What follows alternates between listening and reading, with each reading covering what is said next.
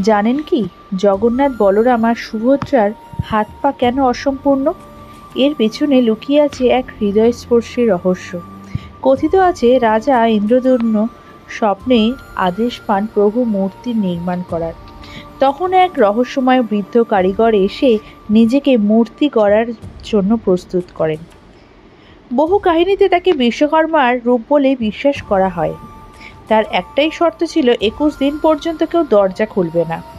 দিন গড়াতে থাকে, কিন্তু ভেতর থেকে কোনো শব্দ না আসায় রাজা উদ্বিগ্ন হয়ে পড়েন। শেষ পর্যন্ত তিনি প্রতিজ্ঞা ভেঙে দরজা খুলে ফেলেন।